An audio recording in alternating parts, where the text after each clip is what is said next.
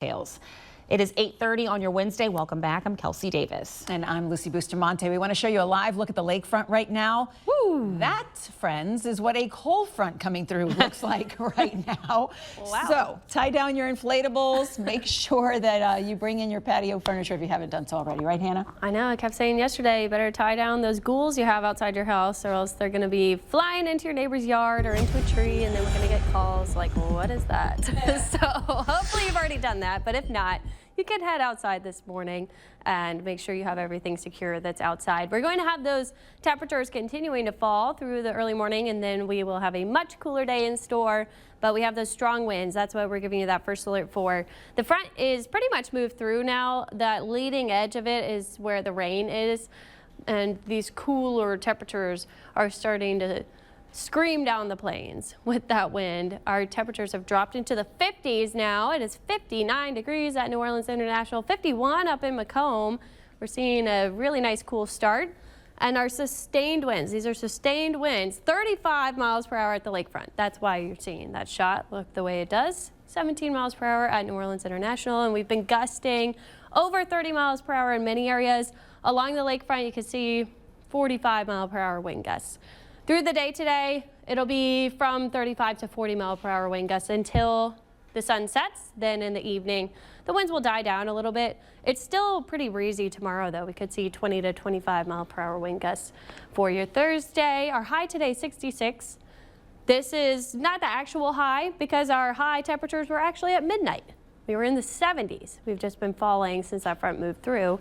But we'll get up to 66 this afternoon with lots of sunshine and the winds. Then in the evening, we fall back into the 50s.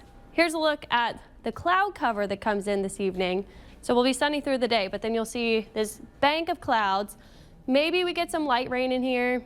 Model's not good at a very light drizzle, but I think that most of that would be north of us. We'll have clouds through tomorrow morning, which will keep it not quite as cool as Friday morning. That'll be the chilliest as you're headed out the door for Halloween. Really nice fall weather. We'll have a mild afternoon with sunshine. Our temperatures get to 70 on Friday.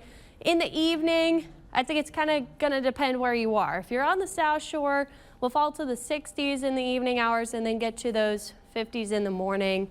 Now, North Shore areas, it might fall to the 50s a little bit faster.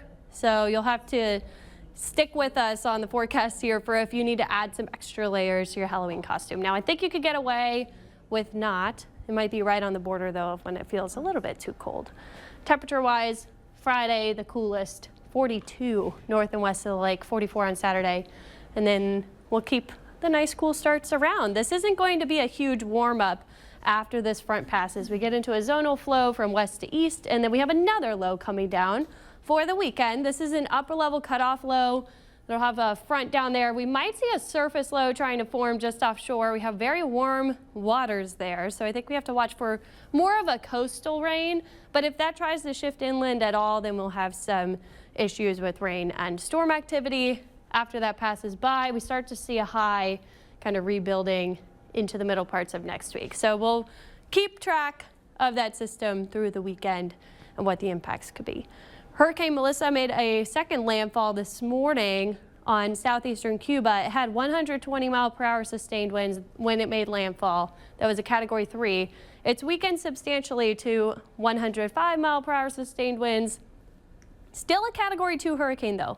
It's moving to the north-northeast at 14 miles per hour.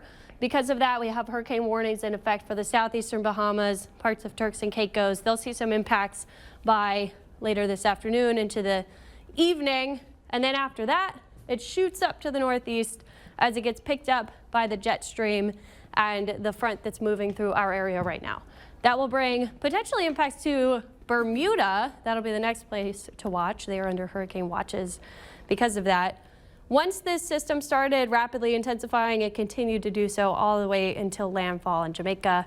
It's just now after that it started to weaken. Wow. But at landfall, 892 millibars for the pressure that ties the Labor Day hurricane in 1935 for the third strongest storm by pressure at all in the Atlantic Basin, but it also ties the Labor Day hurricane for the strongest landfall on record. That was a history book making storm we saw yesterday.